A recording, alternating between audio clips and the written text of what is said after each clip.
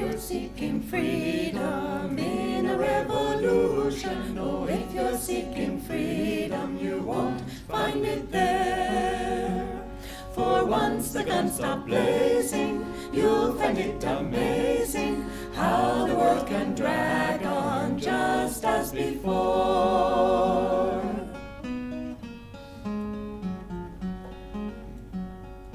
If you're seeking freedom in a marble mansion, oh, if you're seeking freedom, you won't find it there. For even when it's sunny, you'll be counting money, keeping up that showcase your face lined with care. And if you're seeking freedom on a throne of power, oh, if you're seeking freedom, you won't find it there.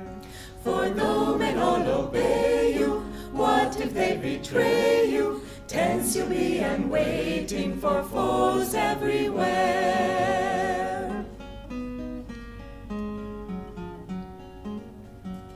But if you're seeking freedom, cast away desires. Why barter like a beggar, you've wealth everywhere. For never can you buy it, grasp and you'll deny it. Freedom can't be hoarded, it's free as the air.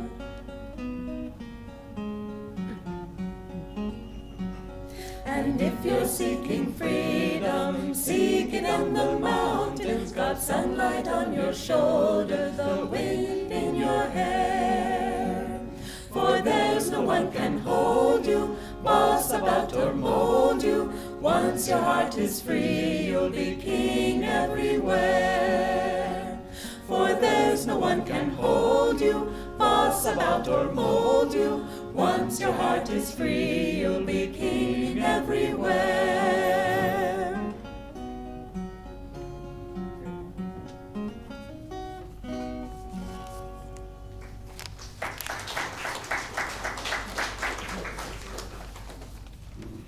The words of this song, and you may join us, are "Give me a light to light my way.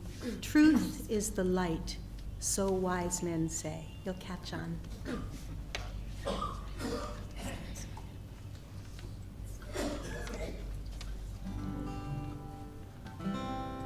Give me a light to light my way.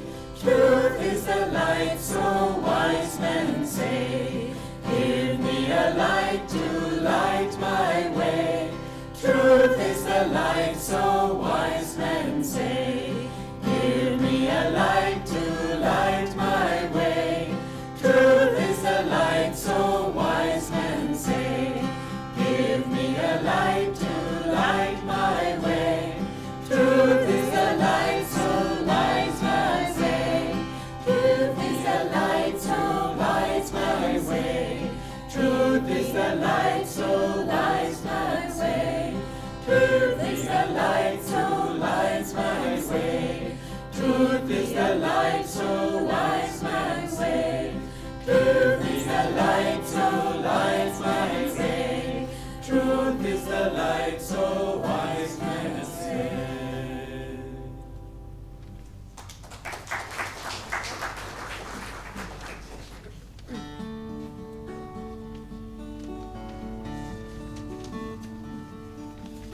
Life is a dream, time like a stream, carries our burdens away.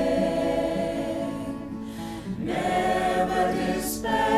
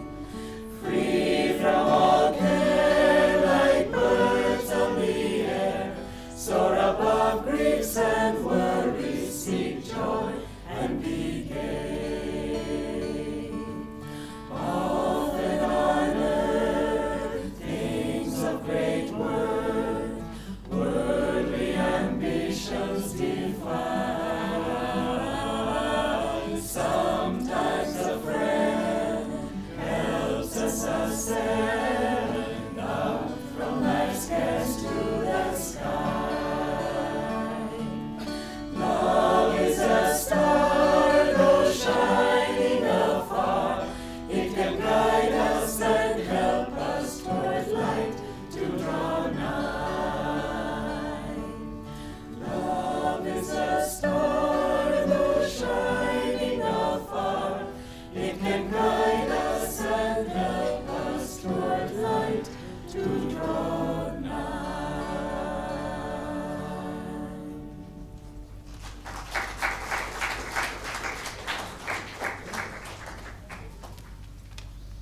Good evening, everyone. Thank you for coming. I want to thank Sri Kartikayanji, who's been a very dear friend, not only of Devaji and me, but most especially of Ananda through Swami Kriyananda.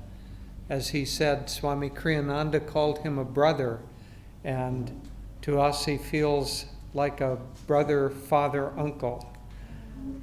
I want to also bow to the great lineage that we have, especially Mavatar Babaji, Paramahansa Yoganandaji, and especially to our own spiritual father, teacher, friend, and guide, Swami Kriyanandaji. All that we have comes from them, all that we can share comes from God that has been channeled through them. We want to talk this evening a bit about Kriya Yoga. And Kriya Yoga is a number of things. First of all, it is a technique of meditation. In our path, in our lineage, we practice the Kriya Yoga that Mavatar Babaji taught to Lahiri Mahashaya. I'll talk a little bit about the history of that, but I first want to just talk about what Kriya Yoga is. Kriya Yoga is a technique. Primarily, it's a technique by which we can control our own internal energies. And by the control of our own internal energies, we can control how we live in this world. And so Kriya, at its root, the word means action. In the great book, Autobiography of a Yogi, Paramahansa Yoganandaji simply said that Kriya means action. But it's more, there's a particular kind of action. The Sanskrit root has two variations. One is karma, and karma means action that is going to have results, because karma is an action that's done with the thought of ego behind it, generally with something that is done in order to receive something back. And as long as we're tied to the post of ego, whatever we do, good, bad, or indifferent, it's half of a circle, and that circle will return to us in the form of our own karma. But there's another kind of action, and that is the action connoted by Kriya, the other root of the Sanskrit word, and that is action which frees us. Action which does not result in karma coming back to us. In fact, action that releases us from karma. One of the great results of the practice of Kriya Yoga is that it actually burns up and releases those seeds of karma, the seeds of the samskars that reside within each of us. It releases us from that so that we can be free. But Kriya also is more than just a simple technique or a technique of meditation. Kriya is a whole way of life. It's how we live in this world. If we do Kriya in meditation in order to free us from karma, in order to free us from the need for birth and rebirth, to free us from the wheel of incarnations, then we must also live in this life in such a way that our actions are Kriya-like, that they too free us from the need to reincarnate, so that our very actions themselves become a part of the way that we are released from the bondage of Maya or the bondage of delusion.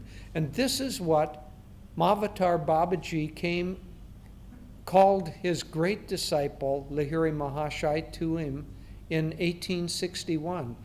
Many of you know the story, but there are probably many of you also that don't. Lahiri Mahashaya was a young man at that time, and he was an employee as an accountant. He was an employee of the British, and he was posted to Raniket. And when he got the posting there, he found out that there was not much for him to do, that he had a lot of time, idle time on his hands. So he began walking in the local hillsides. And one day as he was walking, he heard a voice calling to him, "Lahiri, come, Lahiri, come." And he was curious, of course, so he followed and he walked farther into the hills. And finally, he came upon this young man, who we all know later, because we know the end of the story, was Babaji. And Babaji said to him, "Don't you remember me?" And Lahiri said, "No, I don't remember you." And then he said, "I have to get back. I have my job. It's getting dark." And Babaji said to him, "Lahiri, the job was made for you, not you for the job." It's a kind of a play on something that's in the Bible. And so he said, "I created that job in order to have you posted here so that you could come here for this momentous meeting." And then Babaji tapped Lahiri on the chest. And he went into unbroken samadhi for 7 days. And at the time of that, when he came out of that long samadhi, of course he remembered his past lives, his time with Babaji. He remembered because they were at a cave. He remembered the cave. He remembered this seat, his asan. He remembered the little begging bowl that he had. And he lived in that great expanded state for some week. And when he came out, 2 things happened. One, he was initiated into this great technique of Kriya Yoga. But secondly, he begged Babaji, "Oh, please, I don't want to have to go back into that world." He normally lived in Benares, Varanasi. "I don't want to have to go back and resume that life." He had a wife, he had some children, he had a job. But Babaji told him, "There is a spiritual reason that you were not drawn here until you had a wife and children and modest responsibilities." He said, "It is a change of ages now. In past ages, the sacred technique of Kriya Yoga was not given very widely, and it has almost been lost." As Paramahansa Yoganandaji says in the autobiography, it was lost through man's indifference and priestly secrecy.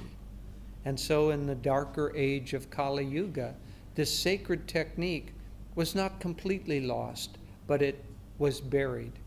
And then at this meeting, for all of us, Lahiri was given this sacred technique, and he was told to share it.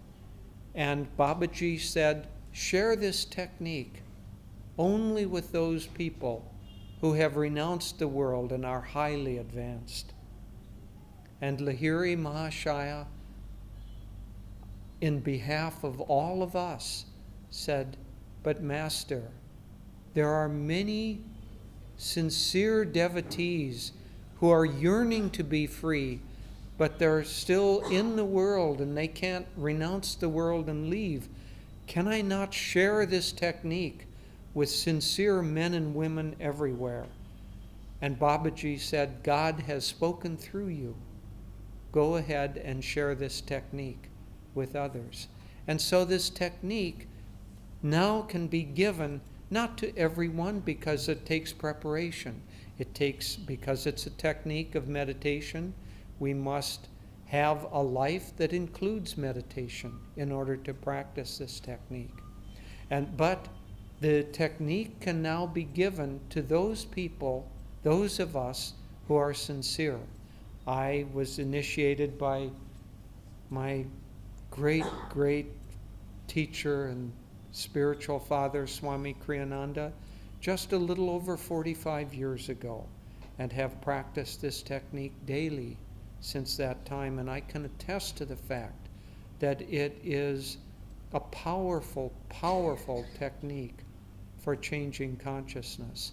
But why did Babaji change now at this time? As I said, this took place in 1861. But Sri Yukteswar, who was a great mathematician, an avatar, a great mathematician and also an astrologer, said that there is a change of ages. We all know about the yugas, but what Sri Yukteswar said is that Kali Yuga, there was a descending cycle, and Kali Yuga came down, and at the low point of Kali Yuga, he said that that entire cycle takes 24,000 years. And so from the high age of Satya Yuga, it has come down to the very bottom when man's consciousness on this planet is the darkest, when we can't understand anything except what we can see and feel and grasp, where it's an age of form and a very dark time. That low point was about 500 AD. And Kali Yuga lasts 1,200 years. And so coming forward in 1700, we began the change over from the old age of Kali Yuga to what we're calling the modern age, the age of Dwapara Yuga. And we all know from looking at history that there is a great change that came into the world around that time. First of all came the Industrial Revolution, then came the Scientific Revolution, and then came, I suppose we could call it the iPhone Revolution.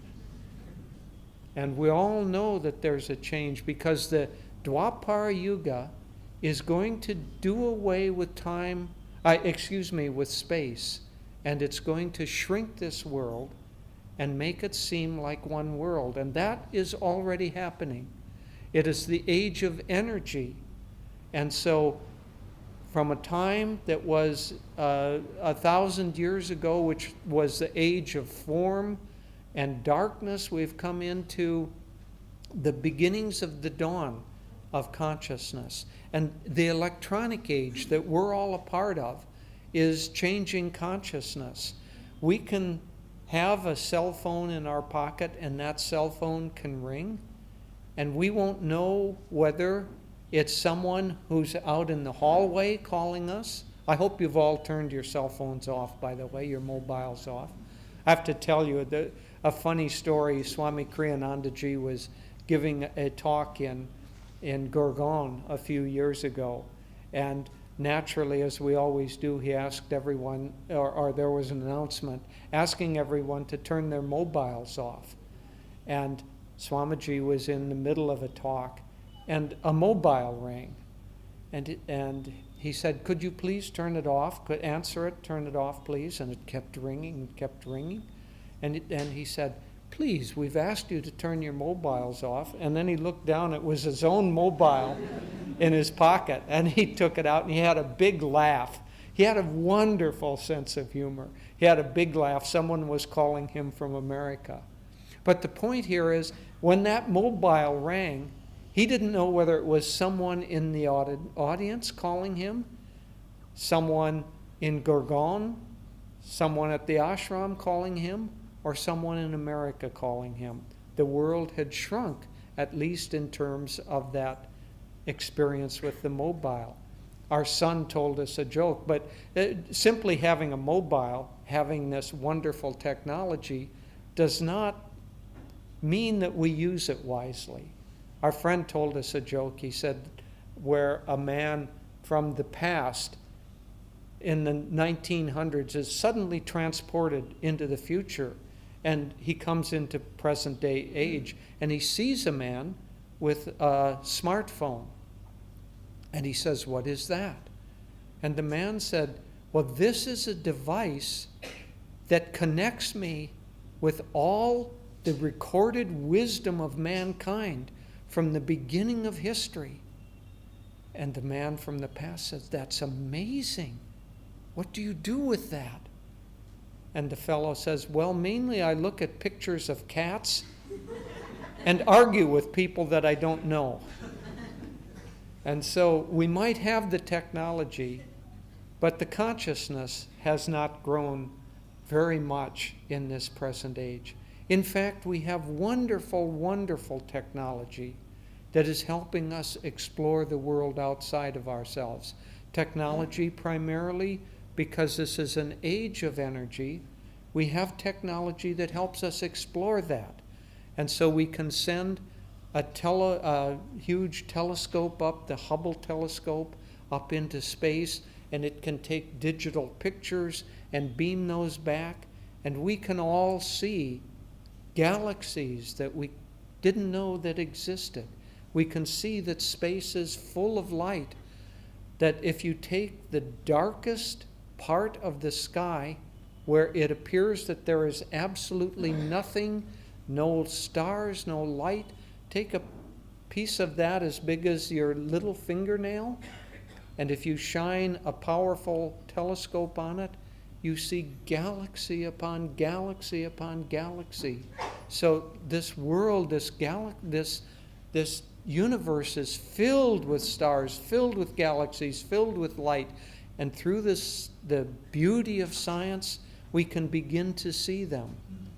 We can now, in space, we can take a picture of the planet Earth. We've all seen that. The beautiful blue and white marble that is our planet, the home to all of humanity. And through science we can see that. But as we grow closer to that planet, we also see that we haven't evolved very much from those cavemen who were trying to beat each other with sticks and stones. We still have a world in conflict. We have people fighting against people. We have races fighting against races, nations, religions, all in conflict. And so we may have the outward technology, but we also need now to find an inner technology. We've explored the universe outside of ourselves, but unless we explore the universe inside of ourselves and begin to make those changes, the world of technology will not be a blessing, but will be a curse. And what is the scientific methodology of exploring the universe within? In this age, it is the science of Kriya Yoga. And why do I say that? Is it just some kind of a belief system that, oh, this is a wonderful path, it's done me so much good, and therefore I want to praise it? No. Kriya Yoga is not a religion. It's not a belief system. It is a means by which we can scientifically explore the universe that lies within ourselves. And that is the crying need of our age, much more than a new smartphone, much more than a more powerful telescope or microscope. We have to begin to explore our own nature within, and in that nature we must find the divinity that resides within us and that therefore resides within everyone else. If we can find the light that shines in the darkest part of the universe, why can't we find the light that shines within each of us? And when we find that light, we find that that same light shines and unites every human being on this planet. And it's that search that we need to carry on. And it's that search, it's the blessing, it's the grace of Babaji and the modern age. And I do not want to be sectarian. I do not want to say that this beautiful ray of light came only through Babaji, only through our lineage, only through these great masters. It is God beyond any religion, beyond any single master, beyond any group of people. It is God that is beginning to enlighten the world. So now why do I say that Kriya Yoga is such a precious technique? In the autobiography of a yogi, Paramahansa Yoganandaji quoted his Sanskrit teacher as saying that Kriya Yoga is the most effective technique for self-realization by self-effort ever given to mankind. So why? Is that a sectarian statement? That our method is better than your method? No. The reason is that Kriya Yoga works on our own central nervous system. It isn't an outward technique. It isn't an outward practice. That outward practices are really symbols of this inward technique of awakening inside of ourself. So when we do an arati and we offer up the light in the candle to the great masters, what that is not only an outward ceremony, an outward observance, but it is symbolic of us offering up our life force that is within us into the image of God that resides within each one of us, that resides in you and resides in me. And so that life force is offered up. But there's a particularly scientific way that we can do that most effectively. And that's simply what Kriya is. It is the scientific method of offering up our life force to the higher centers, and especially to the universal light that resides at the spiritual eye. As we go within, we discover that just as the telescope can find light in the darkest spaces, so inwardly the same process happens. When Yoganandaji was a young boy, he was only 6 or 7 at that time, he got this great sense within. He wanted to know more, and he was sitting on his bed, and he said there came over him a yearning to know, and he sent out this prayer.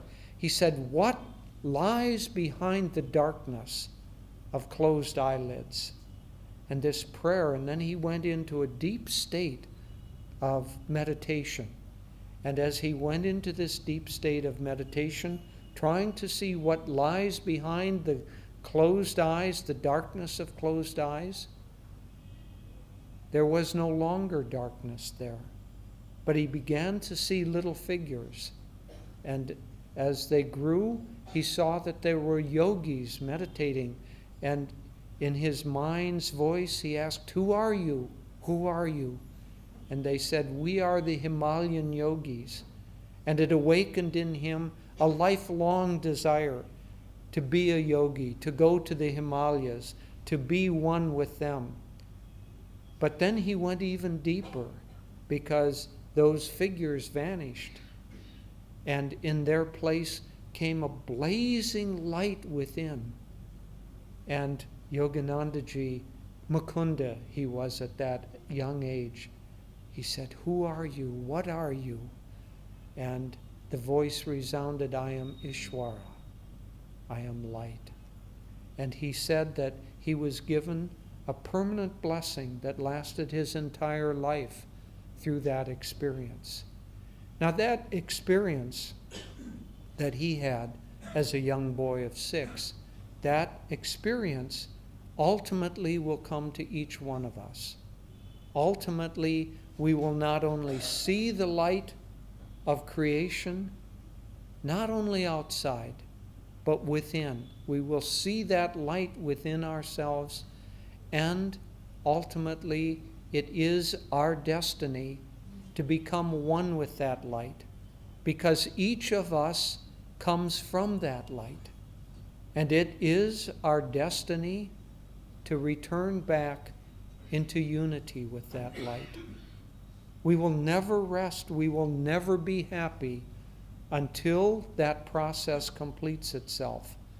I don't need to give a lecture to convince you to be on the spiritual path. Yoganandaji said everyone in the world is on the spiritual path. Everyone, our soul, in our innermost soul, we are yearning to return to that which we came from. We are yearning to return to God. We are yearning to return to the light. Yoganandaji said that our bodies are nothing but condensed light. And in our soul, we want to return to that.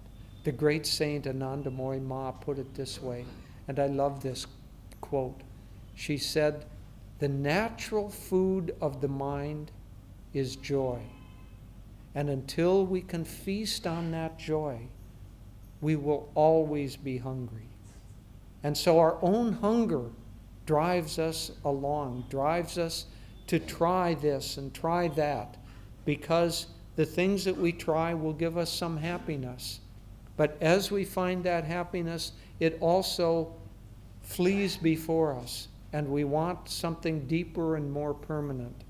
And that deeper and more permanent happiness is the joy of our own souls. And so we will be driven on until we find that joy by our own hunger for happiness. When Paramahansa Yoganandaji wrote his first book, it was called The Science of Religion.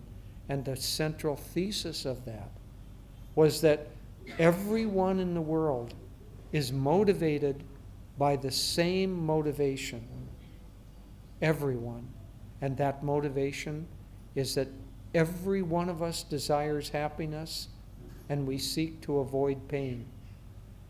It's how we define happiness or pain that entangles us or frees us in the world.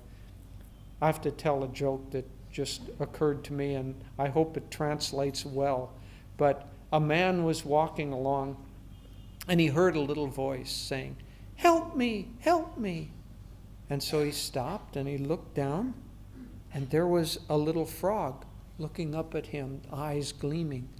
And so he reached down and he picked up the frog, and this little frog said, "Help me, help me.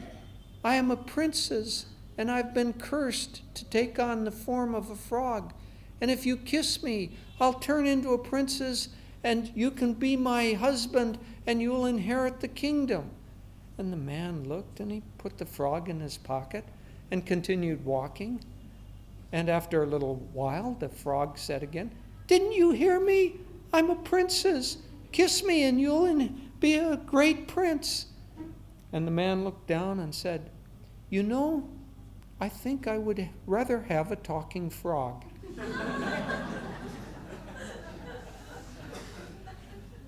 And so certain things that seem obviously good do nothing but entangle us in the world. He must have been a sage or a hermit or something, because he could see through not wanting the entanglement of having a kingdom that he had to rule. But so certain things that we seek after, certain ways that we seek for happiness, end up entangling us, and others free us. That's why there are those two roots of the same Sanskrit word. One action that entangles, the other action that frees. And so Kriya Yoga is that action that frees us. It works primarily and simply by helping us in deep meditation to withdraw the energy that goes out through the senses and entangles us outwardly, attracts us to the world, and makes us think that our happiness lies outside of ourselves. We must withdraw that energy, that life force, and lift it up to the higher centers. And Kriya Yoga, by revolving under conscious will, by revolving energy around the spine, creates an inward magnet. The real altar that we worship, that we hold up the arati candle to, is the altar of our own central nervous system. And that's why Kriya Yoga is effective, because it works not outwardly, it works on our own central nervous system. And in this way, by resolving and withdrawing the energy and lifting it up, we indeed reverse the process that spreads us out and makes us think that our happiness, the world, things that we want, all lie outside. And as we draw in, Kriya helps us to awaken into our own inner universe. And it also helps us to control the life force and to control the reactive process. And so the life of a Kriya Yogi gradually becomes calmer, gradually becomes more loving, more joyful, because we aren't drawn into a reactive process with the world around us. I'll end just by saying how filled with light and joy and love Swami Kriyanandaji was. He was the kindest person, the most joyful, the most uplifted person that I have ever met or been around for any length of time. I'll tell you just one story about the kindness that he had for everyone. Nearly his last trip to India, as Sri Kartikayanji was saying, as he grew older, his body grew very frail. And so the long international flights, they were very difficult on him.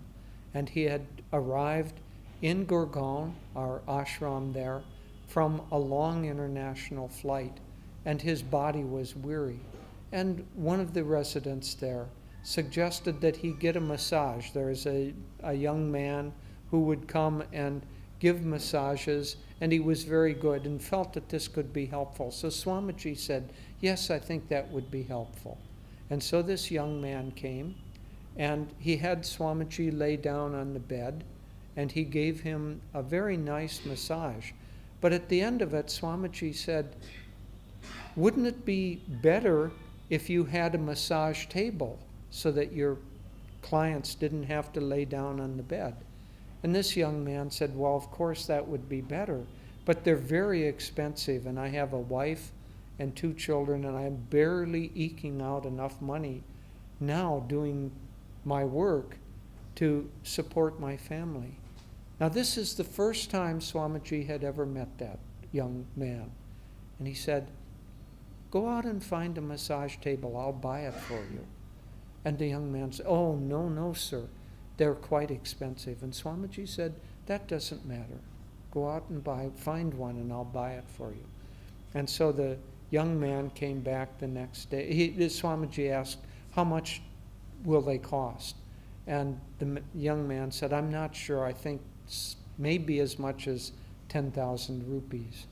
And then the young man came back the next day, and he said, oh, sir, when I went to look, actually they cost 25,000 rupees. They're much too expensive. And I thank you for your offer. And Swamiji said, no, go out and buy that table. It will help you. And this young man could barely believe his eyes. He had only met Swamiji the day before. And he went, and as he was leaving the ashram, now this is the most beautiful part. It is not the money, it is not the kindness, it is not the massage table. This is the beautiful part. As he was leaving the ashram, he told one of our members there, he said, I was an orphan.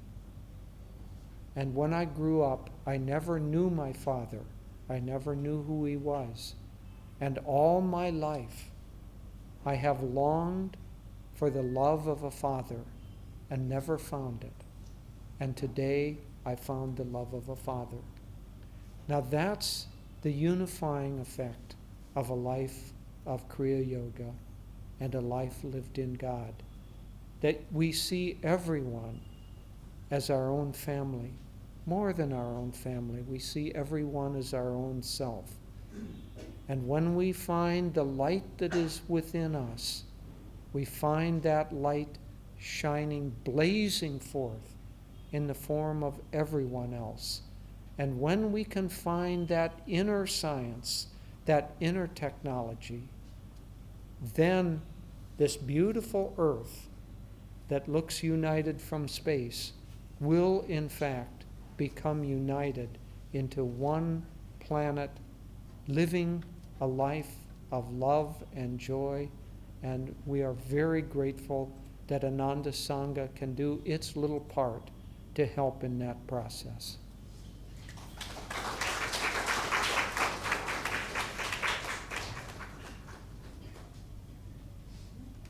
Good evening, everyone. I'll also share a few words with you this evening. Our topic, as you have heard and repeatedly, is Kriya Yoga for the modern age.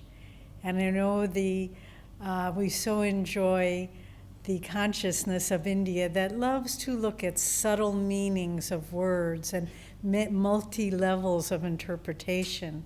And so Kriya Yoga for the modern age. What are the needs of the modern age that Kriya Yoga fulfills? I think we all look around us and we see this is not an easy time for humanity.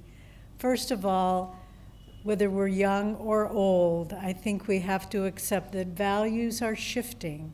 It is hard to find what is real, what is true, those values that knit society together and hold us together as families, as nations, as a world. Well, what Kriya Yoga brings to answer this need for true values at this time is it links us with the ancient wisdom of yoga, of Vedantic thinking, that this great line of masters, and primarily Babaji, the Mahavatar, the deathless eternal yogi living in the Himalayas. Yoganandaji tells us that he and the Himalayan yogis are guiding the destiny of humanity. And they have brought these teachings now at a time to give us roots, to anchor us in Sanatan Dharma, the eternal religion, not east or west, not divisive, not thinking, well, this will work here, not there. Swami Kriyanandaji, our teacher, said, Sanatan Dharma is as true on our planet as the farthest reaches of infinity, because it is the fabric of which creation is based, the foundation of values, of seeing the material world as only a facade behind which there is the reality and the truth of God. So Kriya Yoga links us to this ancient wisdom. It links us to values, and it reminds us that without God at the center of our life, no matter what we acquire in this world, no matter where we go and how we rise in the world, none of it is important if we don't have a central value system that is based on eternal truth, eternal verities, as Yoganandaji says in the first sentence of Autobiography of a Yogi. We also need Kriya Yoga today. We see the world divided with dogmatism and sectarianism in religion. We need to find a way that it's like pearls on a thread, as it says in the Gita, that thread that links all religions, that links all beliefs and practices. And there's an expression in English in America, that refers to very dogmatic thinking. And it's called dyed in the wool, someone who is just seeped in a dogmatic approach. And our Guruji, Yoganandaji, said, we must dye them in the wool of their own experience of God through the practice of Kriya Yoga. So Kriya Yoga really, in all mystical traditions, every religion you find in the world, they talk about the ability to withdraw your awareness and experience God within. This is in Judaism and Christianity and the Muslim religion, Buddhism, Hinduism. throughout them all. And we find that Kriya Yoga enables us to have that unified experience that is at the core of all religion. And so it answers the need of our times, Kriya Yoga for our age, because we will destroy each other if all we see is the differences. I must say, coming from America and looking at the politics, we hang our heads in shame at the divisiveness and the self-interest that we see there. And the only way out of that is not through one political party dominating another and blocking the efforts, or one religion dominating another, but to see the commonality. We are all seeking the same thing, but we must experience this within ourselves through the practice of techniques of yoga, Kriya Yoga, that help us to realize a unity with a greater reality. Another thing that Kriya Yoga brings to our modern age, because as Jyotishi was saying, this is a time of energy. It is not a time of passivity where we say, oh, the priest will do this for me, oh, the rituals will do this for me. We need to use our own energy, and Kriya Yoga changes the pattern of how we approach a spiritual life, and it makes us active participants because it enables us to get control over the flow of our own inner energy. I have lived in and practiced Kriya Yoga and lived with devotees, disciples who are practicing it, and I have seen people who have been able to accomplish remarkable things, healing themselves of diseases, healing other people of diseases, accomplishing great works, not the least of which Swami Kriyanandaji, writing 150 books, as Sri Kartikayanji mentioned, starting 9 communities around the world. And what gave him that power?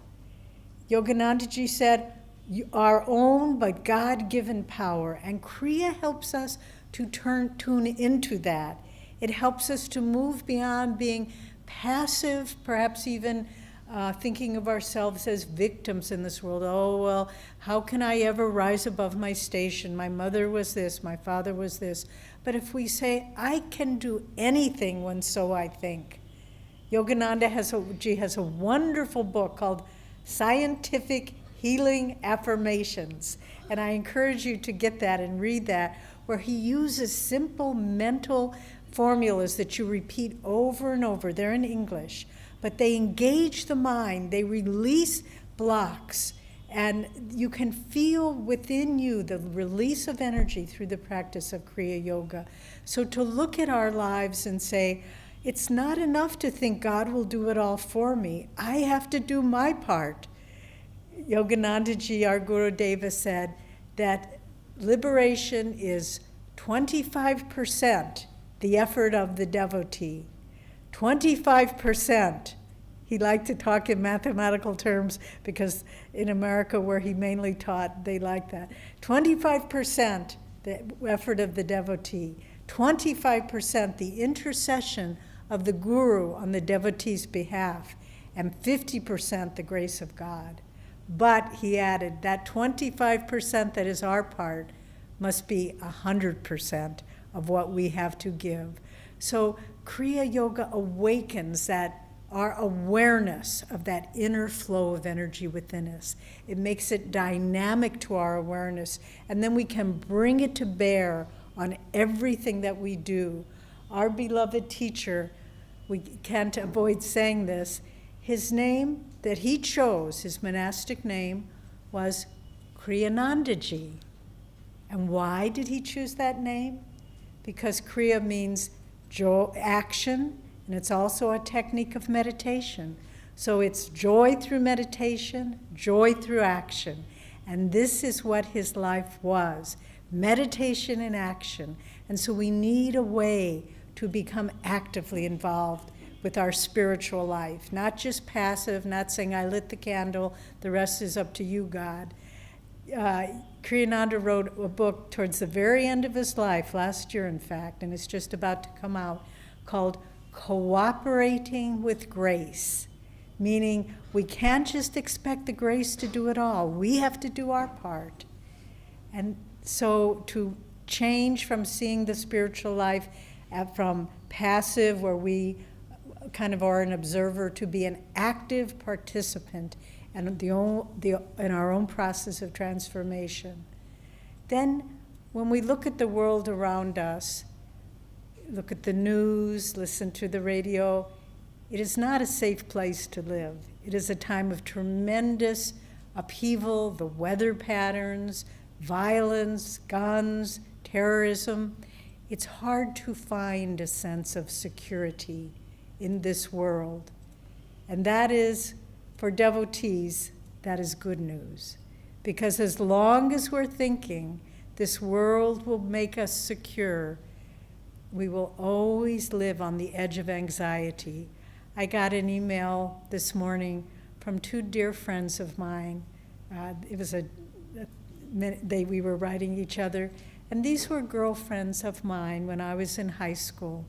And if most of you know, today is the 50th anniversary of the assassination of John F. Kennedy. And we were young then. We were 16 years old. And my girlfriend said, remember, we shared that experience together, and we were sharing what it did for us. And I said, for me, that was a turning point in my life, because I realized Kennedy brought to the American youth at that time hope and a sense of mission, pride in our country. And it was all gone in a moment with an assassin's bullet. And I wrote to my friends, I said, I'm in India now. I'm sharing the teachings of my great Guru Deva. But that time when Kennedy was assassinated, it changed my consciousness, because I realized I could never find security in this world of shifting sands. And so for all of us, Kriya Yoga helps us to overcome the anxiety, the fear. It says in the Gita, even a little practice of this inward religion, which is a direct reference to Kriya Yoga, even a little practice of this inward religion will free you from dire fears and colossal sufferings. And finally, I will close with one last gift that Kriya Yoga brings to us in this modern age. And in a way, I hesitate to call it modern because it doesn't seem very modern. It seems quite primitive, but here we are. Let's make the best of it. And that's why these great masters came, to help us make the best of the times in which we live. And this last aspect, benefit, that Kriya Yoga brings to the modern age. We live in a time where we become numbers, become digital printouts on a database. We have lost the sense of our own individual value. And I think in part that's why social media is so popular, Facebook and Twitter and all that, because it's, oh, I had a cup of coffee today. People are trying to assert their own sense of individuality. Well, we will never find fulfillment in that way. The only way we find our true value is when we discover our unity with God. We find our own divinity. And then we can say, yes, I have value not in and of myself, but because I am a spark of the infinite. God planted his light within me, and it is because of that light that this life has any value. And through the practice of Kriya Yoga, we awaken that light, we see that light, we merge with that light. In Yogananda's beautiful mystical poem, Samadhi, he says, I, the cosmic sea, watch the little ego floating in me. And this is where we find our true value, the little ego floating in the cosmic sea of God's peace, of his love, of his joy. And so Kriya Yoga is for the modern age. It is from ancient times, but it will guide us into a future where humanity awakens to its own unity with God.